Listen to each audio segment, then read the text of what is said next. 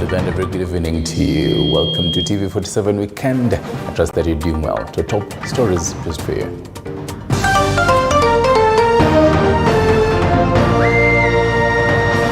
Tonight, detectives exhuming bodies in the Shakahola area discover an additional 18 bodies Sunday, bringing the total number of bodies found to 39 over the course of 3 days. And we fear that this body count will rise drastically in the next few days. Also tonight, President William Ruto plans to have civil servants contribute 3% of their income towards a housing fund as part of an upcoming plan to be introduced by the government. Kama unapata shilingi 10,000, 3% ni shilingi 300 kila mwezi, uweke katika hiyo. Pale mbele tutakusaidia vile utanunua nyumba. Plus, we highlight how sand harvesting has had an impact on the environment in Machakos County. Lakini vijana wakaanza kushimba mashimo wakitoa mjanga wa kuuza.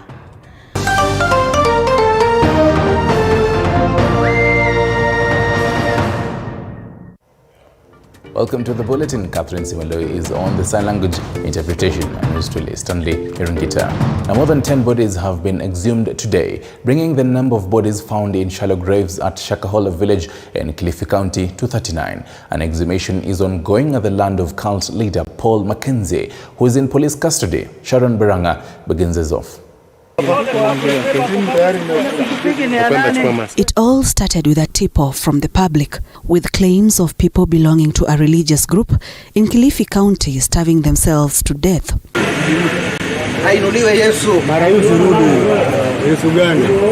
Paul Mackenzie, the leader of the Good News International Church in Shakahola, was thrown into the limelight as 15 of his followers were rescued. The worshippers had been instructed to starve themselves to death so that they could meet their creator. 4 of them died before they could receive treatment. What followed was a horrific discovery of graves of people claimed to be Mackenzie's followers. On Sunday, homicide detectives exhumed 12 more bodies, bringing the number of bodies found in Shakahola to 39. Kama idadi tunapopata kutoka kwa makaburi yanayochimbuliwa, watoto ni wengi ambao waliathirika. Wengi kati yao wanatolewa ni miili ya watoto. Hii ni pigo kubwa sana kwetu kama idara ya watoto, ambao tuko kipaumbele kutetea haki za watoto wetu. Haya yote yalofanyika ni makubwa sana na ni pigo kwa taifa letu nzima. Lakini saa hii kuanzia huu mwaka hii 2023 hii mambo ilichange mbaya sana. Watu ukiingia huku paka ukiwa unabeba yani unatishiwa. Paka walikuwa hataki tena mabodaboda kabisa waingie paka huu msitu. Na huu msitu si nilikuwa ni wetu, ulikuwa unasaidia watu wengi mara kwa sababu wa Somali wengi walikuwa wako huku wana maboma zao. Sisi tunabeba Somali wanatulipa. Lakini sasa hao wakaja paka wakawa wanatutishia. Huu msitu ukiwa unaingia lazima uwe tunajua wewe nani unaingia kivipi. Sasa ikawa hiyo ndio tishio. Ndio sasa tukaweka maandamano kama wanakijiji wa Shakahola, tukaanza kutaka kujua sasa. Kwani hii mambo inakuwa namna gani? Sasa ndio ikakuja ile story paka watu wanakufa, unaingia mahali unapata msitu kama mdogo wenyewe unapata kama watu kama 9 hivi wamekufa hapo. Olela na jamaa, watu wanakufa na jamaa yako hapo unampata yeye anakula tu na anaangalia kabisa watu wake pale ndio wale na wanakufa. Na jamaa hana hata huruma. Huyu Mackenzie ametutesa, unaona? Na akiulizwa kwenye koti anasema yeye hatumi hao watoto, yeye anasema anafanya ukulima. Sasa huko hakuna ukulima wenye anafanya Mackenzie. Chenye anafanya ni Biblia, anawaambia watu wafunge, unaona? Kwa sababu wakiishi ni dhambi. Since the discovery of the bodies, families of people who disappeared mysteriously have been camping in Kilifi County to try find out if their loved ones are among the dead. I'm here in search of my loved ones, my in-laws, my child, my wife, our sisters. Actually, all their family are missing. 6 people. They used to live in Lincoln, Mombasa, but I used to live in Nairobi with my wife. So my wife's sister used to work in Qatar Airways. She's a Qatar Air cabin crew. So she was the one who told my wife they should go and visit their parents in Malindi on date 7. Knew they traveled together when they are calling her sister from work because she was supposed to resume back to work last week Tuesday. Then they are calling my wife to ask for her sister. Then they track a flight that they found out she booked a one-way ticket to Malindi. Instead of her having a return ticket back to Nairobi, then to Qatar. When was that? Date 7, August. They went missing 2 weeks ago. He has disturbed my life. I'm destabilized, like I can't even continue where I stopped until I knew are they alive or they are dead, or I just, with the hope of God, I'm praying I'm going to find them alive. We have a number of graves that are yet to be exhumed, and we fear that this body count will rise drastically in the next few days. We are working in close cooperation with the DCI and the security agencies to ensure that we leave no stone unturned. But still, there is need for more support. As you are all aware, this operation was happening in an area spanning around 800 acres, and this is just a section of that area. So we need the police to come in, we need drones, we need surveillance, air surveillance, because there could be many more people in there who are at risk of dying. One woman was rescued in one of the hideouts. She was in a terrible state. The latest development has sparked a debate on whether registration of religious groups should be regulated by the government. It is high time. It is high time as a country we need to see tunaelekea wapi. Sababu hakuna haja, hata nimeona watu wengine wanatoroka. Ati mtu anatoroka familia yake anaenda Malindi. Ati kwenda ndio aende mbinguni. Sasa Mheshimiwa mwenda zake, Mheshimiwa Kibaki alikuwa anaongea maneno na uvumbavu. Sasa hiyo ni ujinga mkali. Nadanganya usikule. Unakaa na unafuata. Lakini that is not the point. The point is we have a government in place. Tafadhali haya mashirika yote kanisa ilisema inataka kuregulate themselves. It is high time. Kuregulate si kupoteza watu vile tumepoteza. Tuangalia ya mambo. Saa hii kwa Malindi, hatujui hapa inaweza tokea lini ama mahali pengine katika taifa letu. So mambo kama hayo jameni, tuangalie tunaenda zile kanisa tunaenda. Ikiwa unaona vile unasoma Biblia wewe mwenyewe, unaona ile inafunzwa hapa iambatani na yale, jameni, think twice as a person. Kuna baadhi ya watu walitoroka wakasema wameenda. Na wakatoroka, saa hii they are telling us the stories. They are the ones who are showing these burial sites. Jameni. Lakini also the government and the parliament has an issue. It is high time tuangalie tutaregulate ama itaenda namna gani ndio tusipoteze maisha kwa njia hiyo. Vile wanaendelea kufukuliwa kule waliwekwa polisi haijamaliza haya mambo. Swali ni hili. Hili jambo lilipoanza, hili kanisa likaanza, serikali ilikuwa wapi? We must regulate the way the church is doing its own things. Kama kanisa haiwezi kuwa regulated, bas the National Assembly italeta motion kwa regulate. Kwa maana mtu anakuja, he sets up an organization in the name of the church na ana cause huge murder. The way it is happening. Then we say, kanisa father, mkae kama kikao. How do we regulate the churches? Kujua gani ndio kanisa na gani ndio inatumia jina la kanisa lakini yenyewe sio kanisa.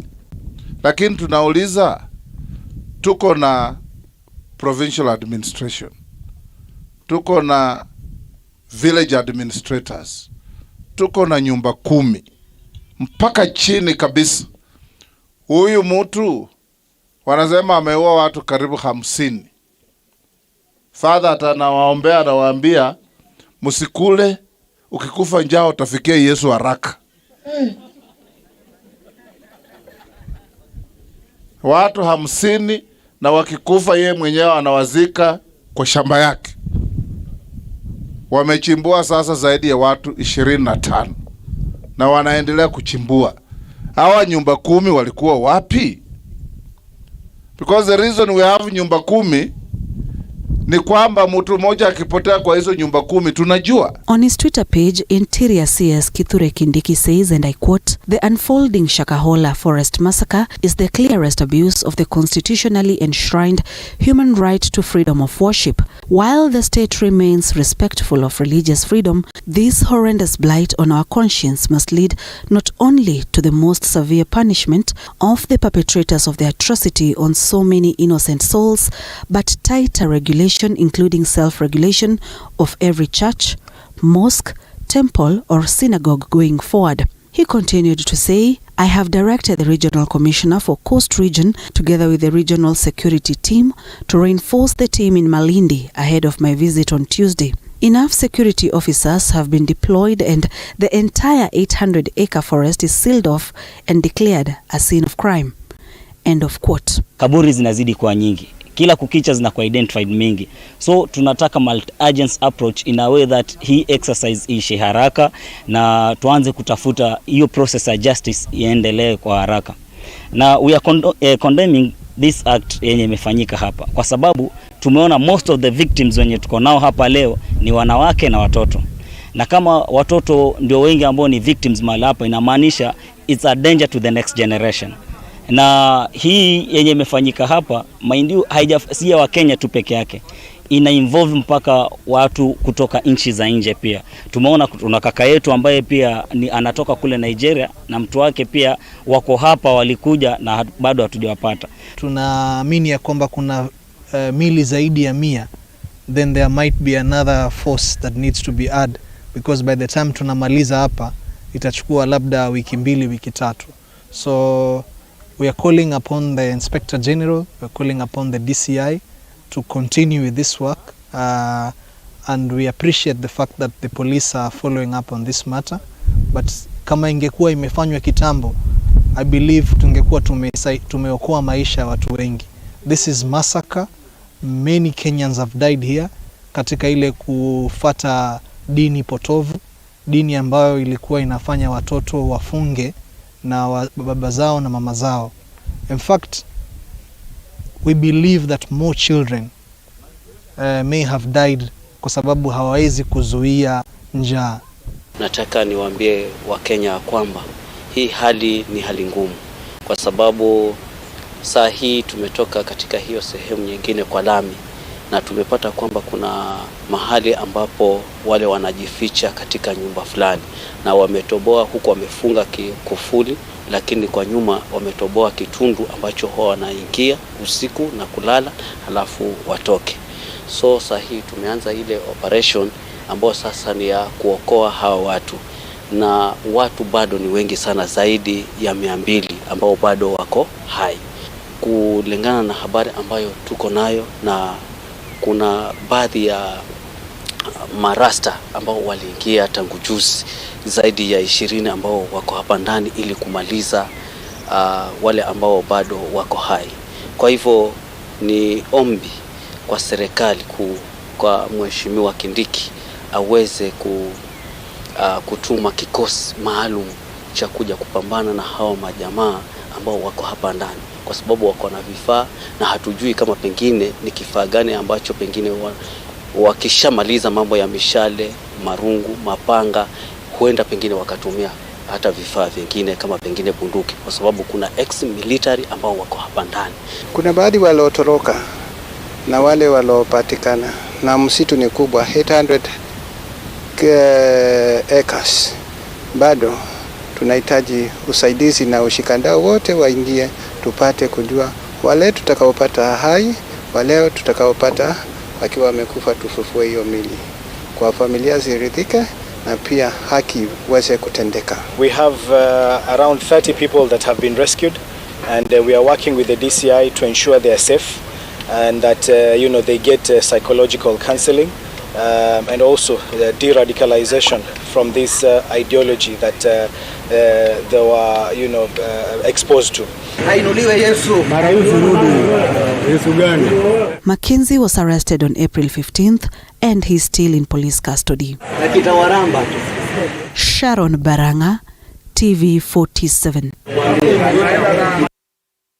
As homicide detectives continue to exhume more bodies of victims linked to a religious cult that has hit headlines for starving its members to death in Kilifi County in the name of seeking God, it is now emerging that the Paul Mackenzie's church had gathered members not only from Kilifi but also other parts of the country. Some of the victims' families are now in a dilemma, not knowing whether their relatives are alive or dead, as they also reveal how the sons and daughters almost denounced their ancestral homes after joining the cult. Our reporter Arnold Adidi visited a family in Vihiga County whose members were congregants at the church and prepared this report. As the saga of Paul Mackenzie's religious group continues to shock people around the world, families across the country bear the scars of the cult, indicating its deep penetration. We traveled to Kisenya village in Vihiga County to meet Harun Ambayo, whose son was the devoted follower of Paul Mackenzie's religious group. Since hearing about the deaths of members affiliated with the group, Harun's family has been restless, with only scanty details of their kin's whereabouts. Nilisikia ripoti kutoka Malindi ya kwamba kijana yako ameshikwa. Punde tu baadaye jana hii nimesikia tena bibi yako ameshikwa. Na sina namna ya kufikia huku kutoka hapa mpaka nifike Malindi. Saa hii wote wameshikwa, bwana na bibi. Na watoto sijui wako pande gani. Wako hai, wamekufa ama ni nini? Naomba tu serikali nisaidie. According to Harun, his son Kelvin Asena, a motor vehicle engineer by profession, left home for better opportunities a few years ago. But a few months later, he noticed unusual changes in his son's behavior. Tangu miaka hii 2-3 tunawasiliana tu kwa simu. Kuwa anatuelezea ya kwamba tusipatikane tukipeleka watoto shuleni wala hospitalini.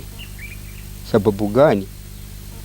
Yesu hakusoma na wanahubiri tu neno la Mungu. Although Kelvin maintained contact with his family in Vihiga, he had already purchased land in Kilifi and tried to persuade his mother to join the religious group. Tukamwambia sasa hiyo shamba itakuwa tu yenyu. Weenda mpate mambo mazuri wala mbaya yenye natakana wazazi, sisi hatutakuja kwa sababu kulingana na kimila ya Waluhya. Inasema mtoto hawezi kununua shamba yake peke yake, alafu wewe uende huko. Na ukienda huko utakufa. Kanitoa hapo akaniambia kanisa imekuja huko. Tukaenda huko paga Chavakali. Wakaenda kakalisha tu hiyo kanisa karibu na mtoni hivi. Na mahubiri yao ilikuwa potofu kwa sababu anaambia mtu ambaye hata usiana na wewe katika hii kanisa akukataze wachana naye, awe mzazi, awe ndugu yako, awe dadako, muache. Hata kama shamba ziko tu, hii shamba Mungu alitengeneza tu ziko. Sasa hapo nikashangaa, kanisa gani? Kanisa nzuri inaambia mtoto ujue wazazi wako. Despite their efforts to dissuade Kelvin from his extremist actions and outrageous teachings, his family was unable to change his mind. Tukamkanya na lakini yeye hajasikia. Anasema yeye ni mtu wa Yesu. Kushikwa kwake sasa hata mimi naona nashukuru. Kama angelikuwa anaendelea namna hiyo angelikuwa amekufa. This family is one of many whose sons and daughters have been radicalized to the point of abandoning their homes. Kelvin's mother's only wish is for a son to return home in good mental health. Kile nataka abadilike. Akibadilika hao watoto wataenda shule.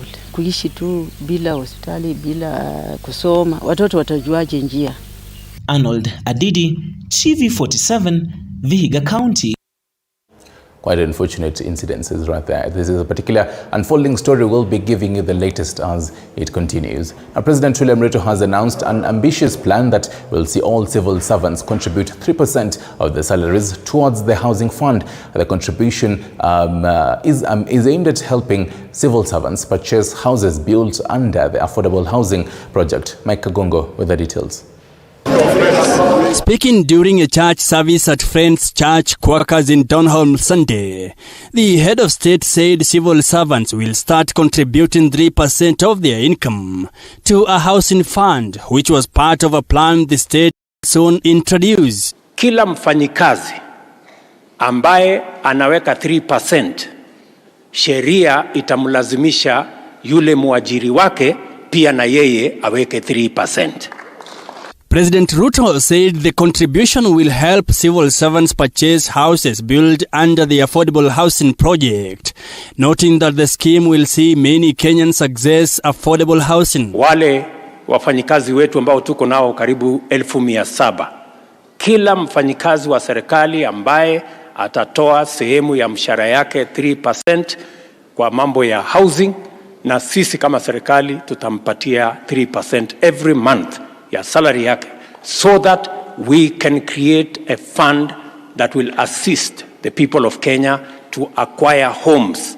He noted that Kenya Kwanza administration is keen on raising mortgages in the country from the current 40,000 to 2 million, which is in line with the country's economy. Sasa tumebadilisha hiyo sheria na kuanzia miezi miwili iliyopita sasa tunatoa 6% of everybody's salary, na employers wanatoa 6%.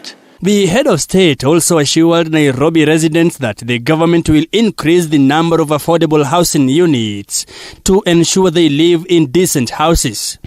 President Ruto said the government's plan of increasing members' contributions to the National Social Security Fund (NSSF) has helped the country increase its savings, as the move is expected to help the country manage its foreign debt by borrowing locally. Ili badala ya sisi kukopa pesa ya kutoka marafiki wengine, kutoka nchi zingine, tutakuwa fanya vile wao wanafanya.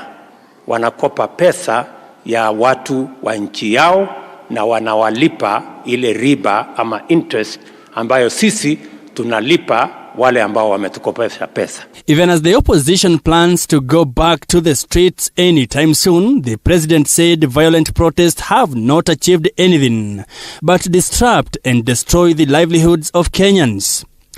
Mike Kagwango, TV 47, Nairobi. Itaitwa nyumba ya sala.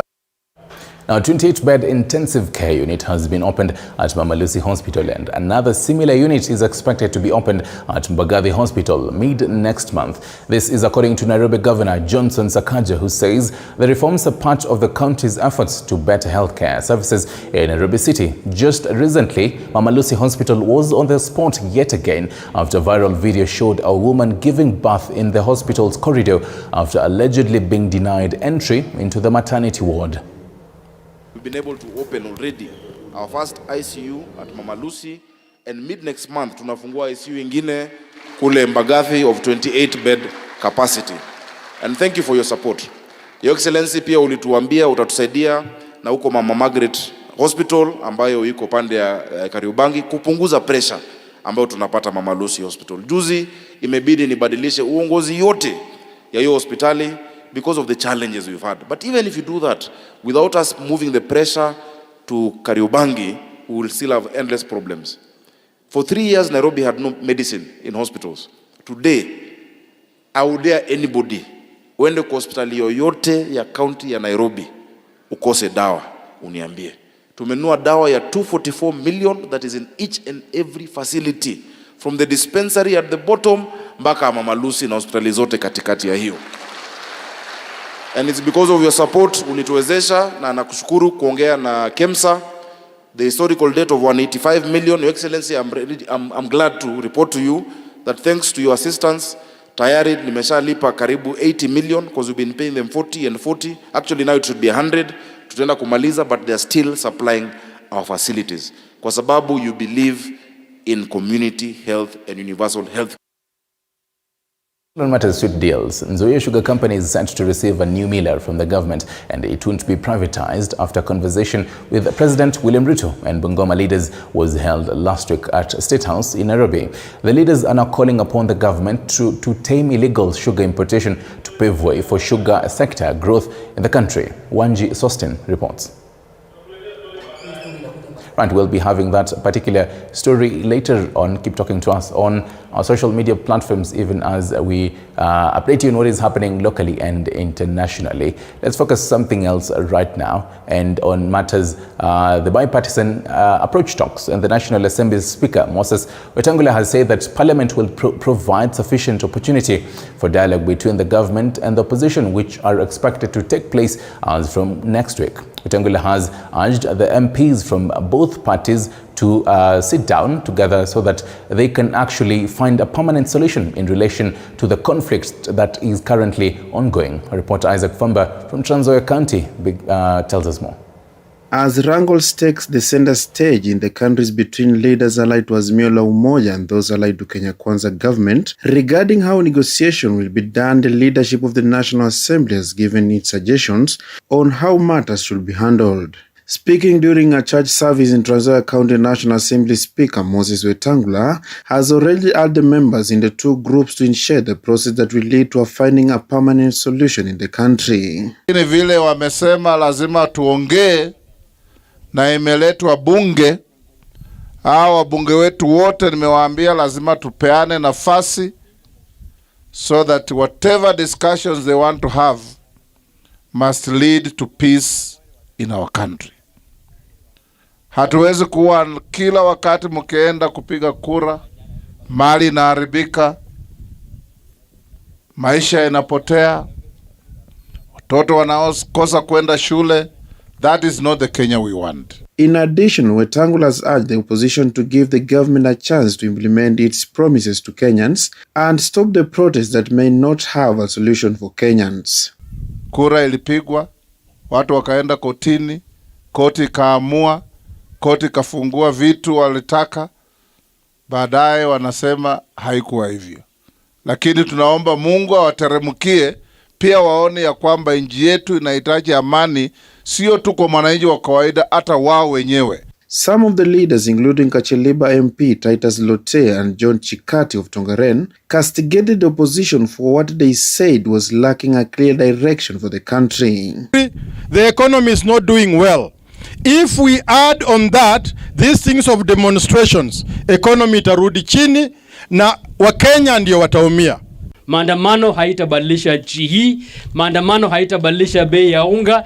Mimi naomba wakati maandamano itatangazwa, muache streets zetu ziwe bila mtu ili tujipange for 2032.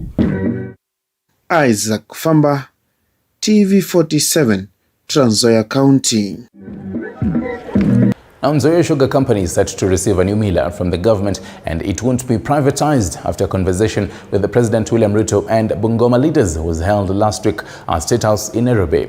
The leaders are now calling upon the government to tame illegal sugar importation to pave way for sugar sector growth in the country. Wanji Sostin tells us more. Finally, there is light at the end of the tunnel for Bungoma County Kenya farmers after their concerns on matters privatization were heard by the national government. Bungoma County leaders led by the National Assembly Speaker Moses Wetangula met President William Ruto last week and tabled the people's interest on the ailing Zoya Sugar Company. Zoya inaenda kupata a brand new mill kutoka kwa serikali. Na sasa sisi ni kujipanga, serikali ikitaka kuondoka katika Zoya, Zoya iwe mahali ya county ya Bungoma. Ane tunaenda kuandika sheria kwamba Zoya kama zile shares za serikali national government imeuliza president awaambie sikuje kwa county. Ili mashirika kwa hapo ndipo ndio wanaanza kuanza watu ndio walitoa shamba. Kwa hiyo shamba ni ya Bungoma county, so that the governor becomes a custodian ya hiyo Zoya Sugar. Hakuna mtu asiyejali na kwa hiyo privatization hakuna. Rais wa nchi ya Kenya tukapanga tayari ako na mpango ya kutoa pesa zaidi ya shilingi bilioni 5 mashini mpya ya kisasa inunuliwe. Mheshimiwa President akasema I keep my word, I keep my promise. Zoya will never be sold, will never be privatized. The leaders have called upon President William Ruto to put up measures that will restrict the importation of illegal sugar from neighboring countries, as however enabling the country's sugar companies to excel. Viongozi lazima tusimame imara, tuende bunge na rai asimamishwe kuleta sukari hapa Kenya kutoka kule nje. Sawa sawa. Mnakubali hiyo? Mnakubali rai tumchunguze? Mnakubali mtu ambaye tumchunguze? The cane farmers on their part are asking for the millers management to be looked into, stating that it has been the cause of Zoya problems. Only major problem that we have in Zoya is about management. We streamline management, then all will be well. Watafute mtu ambaye ako na tajriba kama managing director, mtu ambaye ni mkulima anajua vile wakulima wameumia. As the Kenya Kwanza government prepares its first budget in, the MP said that they will make sure all debts owed by Nzoia are waived and farmers as well as workers' debts are cleared. Wachana na Nzoia imeshindwa kuwalipa, tuchukue hii ikuwe deni ya serikali ya Kenya, serikali iwape nyinyi pesa ili mtumie. Wale ambao walienda retire, tuliambia president factor these people kwa budget, tuwaheshimu, wameretire, wakule pesa yao polepole. President William Ruto is expected to have a 2-day tour in Bungoma County in May. Wanji Sostin, B47, Bungoma. Thank you for that, Wanji Sostin. We're taking a short break. On the other side, I'll be telling you how Kenya's scintillating performance in London was, plus other stories. Stick around.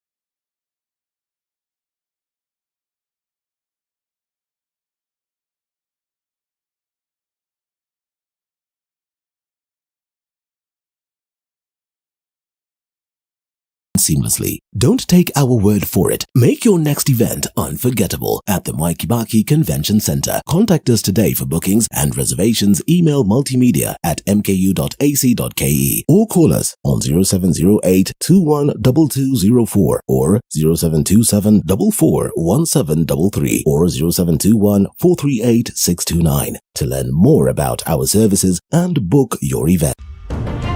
As you enter a new phase of life, you may seem lost until you... Mount Kenya. You are watching TV47, the home of untold stories.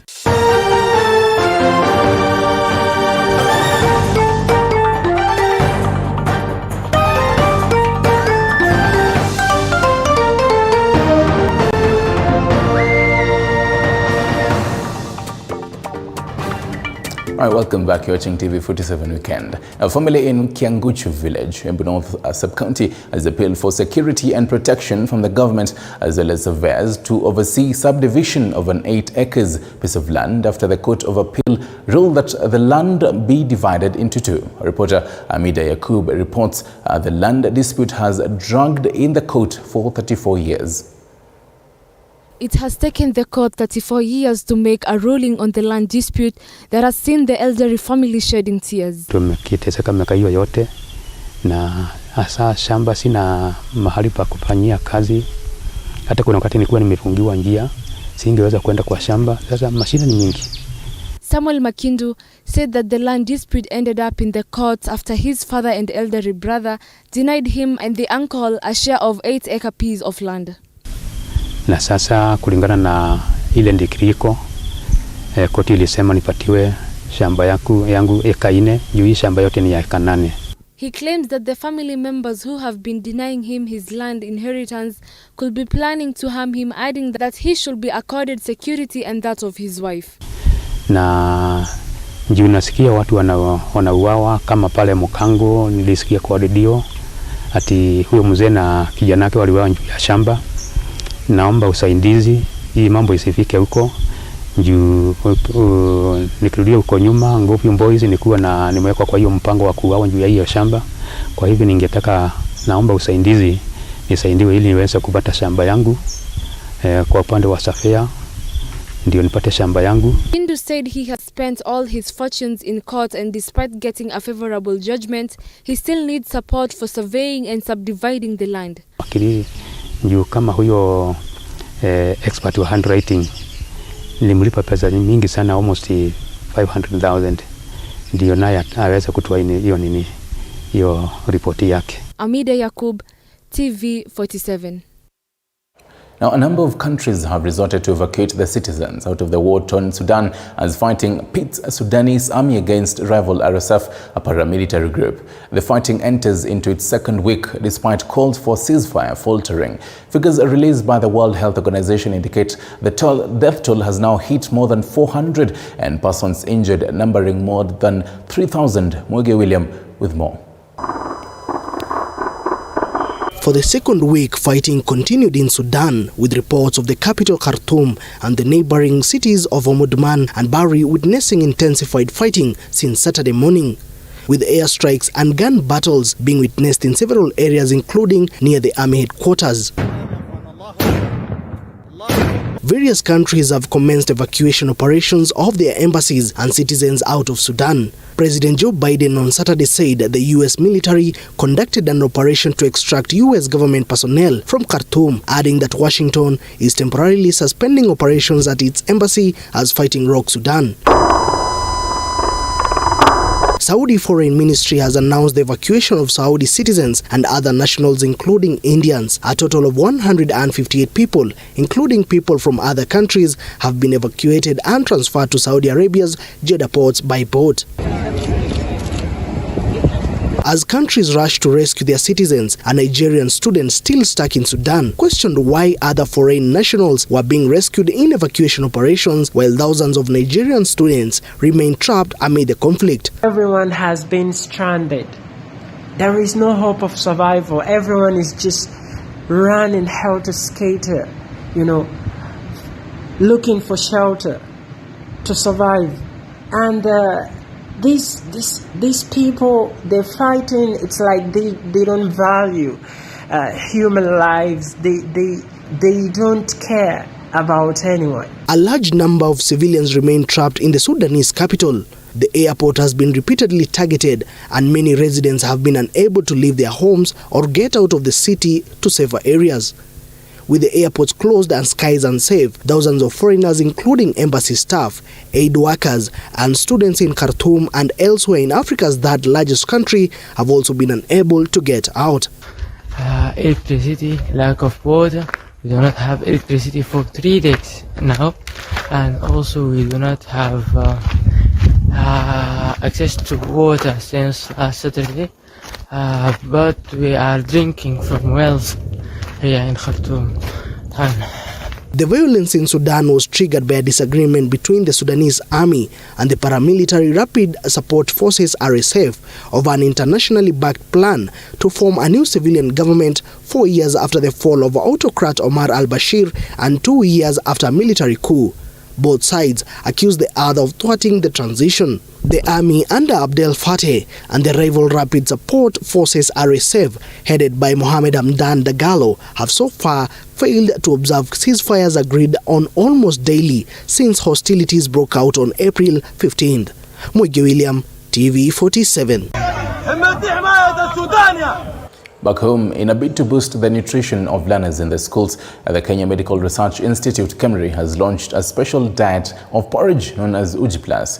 Speaking at Kapsengere Primary in Nandi County, Acting Director General of KEMRI, Professor Elijah Songok, said that the product is safe and has been approved by the Department of Pharmacy and the Poisoners Board. On her part, ECD teacher at Kapsengere Primary School, Bella Kiprotich, has noted that there has been an increase in number of students attending class from 16 to 45. This is something that the county governments can buy. And if the county governments buy, it's going to be a very big boon to this community. because the money they are going to get from this. They are going to, those particular challenges they have been talking about, the school, in terms of desks, in terms of the scholarships for their kids, in terms of all the issues they have in education, because you all say that this is something that's going to support them, especially in terms of the renovation of schools. It is a community thing, and we are trying to see that if it can be a model, that a community that has got an idea, you develop that, give it back to them, and they can use for their own development. Tangu watoto wa ECD wakunywe uji, naona wamekuwa wengi. Kabla ya uji, idadi ya wanafunzi ilikuwa chini mno. Lakini tangu wakunywe naona watoto wameongezeka. Ya pili, watoto walikuwa wameshikwa na mashilingi. Lakini tangu watumie hii uji, naona mashilingi, hawana tena mashilingi kwa vichwa yao. Na afya yao tena imeimarika. Now, climate change has been identified as the primary cause of insufficient rainfall in many parts of the country, resulting in the drying of water catchment areas and sources. The lack of adequate rainfall during rainy seasons is a persistent issue in several regions, and studies conducted by organizations such as the United Nations predict that by 2030, global population lacking clean water for drinking purposes could increase by 40% due to water source pollution and the impact of climate change. The effects of climate change are evident worldwide, and despite heavy rainfall during rainy seasons, much of this water is not harvested and stored for future use during the dry season. Our reporter Nicholas Mbai examines the impact of climate change in Machakos and the measures needed to address this issue. A month ago, Kenya was facing a dire situation due to the effects of climate change. There was a severe lack of water and rainfall, causing problems for both human and animals. However, the situation has since improved with the onset of heavy rains, and many people seem to have forgotten about the previous dry season. Just a few weeks ago, a 20-liter jerrycan of clean, fresh drinking water was bought at 200 shillings at Machakos town. Ile mashida tumepitia hapa hivi kusema ukweli ni shida ya maji. Maji imetutatiza hapa Machakos sana wakati tulikuwa na hii kiangazi, hii ukame. Unapata hizi siku za kawaida tunanunua mtungi ya maji shilingi 10, lakini kulingana venye maji ilienda chini, saa hii tulikuwa tunanunua maji hapa kwa distilled waters. Distributors huko town distilled wanatuzia mtungi moja na 200. Unapata bando nikinunua na hiyo 200 na bebewa na transport ingine yenye inainkaa cost. Unapata hiyo mtungi ifike kwa nyumba ni cost around 300. So unapata at the end of the month nimetumia mitungi kama 4-5 hivi, inaenda mpaka karibu 2000. According to Machakos executive member for water Catherine Mutano, the Maruba Dam, which is the main source of water supply for the town, dried due to the impact of climate change and increased human activities. After the rains, the grounds are very dry, meaning that there's been a lot of humidity and the heat on the ground. Our call to the people of Machakos is kindly, as the rains progress, because we've had reports from the meteorological department and we don't know for how long these rains are going to be there. We plead, we give a humble plea to the people that kindly harvest this water. Kindly make sure that you have water in your reserves. We don't know when the rain is going to be.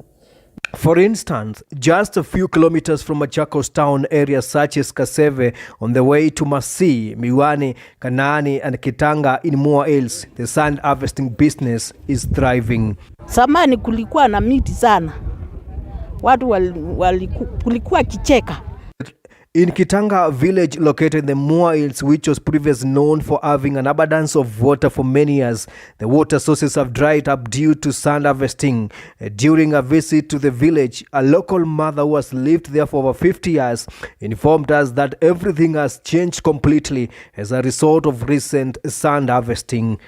Na hii damu ilikuwa samani ilikuwa maji mengi, lakini hawa vijana wakaanza kushimba mashimo wakitoa mjanga wa kuuza na pakaribika. Unaona sasa hakuna maji hapa, ni kidogo.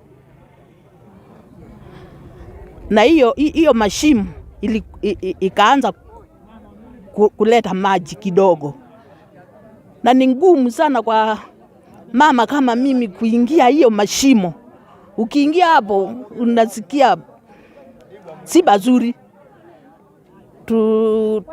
Tunabatianga hao watoto hao vijana watu tafutie maji, wakaanza kuingiza ndani kwa sababu ni madibu sana. Hakuna mmoja anaweza kama mama anaweza kuingia ndani yao mashimo. The sand business in this area seems to be thriving, with mountains being turned into caves all flattened in search for sand. On a normal day, over 100 residents of this place spend their normal day here, trying to make ends meet, at least put food on their table. Unfortunately, there seemed to be a little concern on the environmental impact of this practice on climate change. In one instance, we saw a cave over 100 meters underground that had been created through sand harvesting. Despite the potential danger, locals appear to be unafraid of this risk, with the roll of sand going for 6,000 Kenya shillings. Hizi mashimo vijana wakifanya kazi zinakuanga very risky sana. Vijana kila usiku wa mama wa hiki jiji tunalalanga tukiwashikilia tu kwa maombi ndio hizi mashimo zisianguke.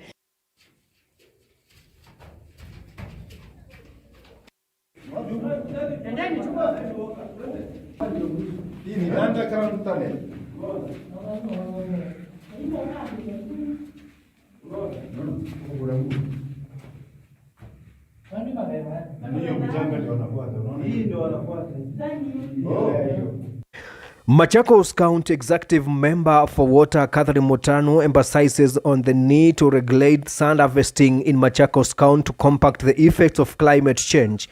The county is among the most affected by climate change, and regulating sand harvesting could be a step towards mitigating its impact. Remember, we've had a shortage of water because of the wanton destruction of our rivers by the sand harvesters. Yes, in some areas it is an economic activity, but in others it has led to total degradation of the rivers. We have people who have been excavating sand even in the dams, and it has been very hard doing arrests because we can't do arrests in all the dams and taking them to court. But we want to say that because Machakos has a sand harvesting act, we shall be forming the sand committee, where we have investors, because we have people who have invested in trucks that carry the sand.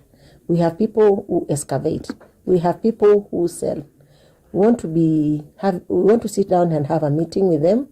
We are coming up with cooperatives in these areas, such that we can be able to agree with them when to pick the sand, when to excavate, and when not to.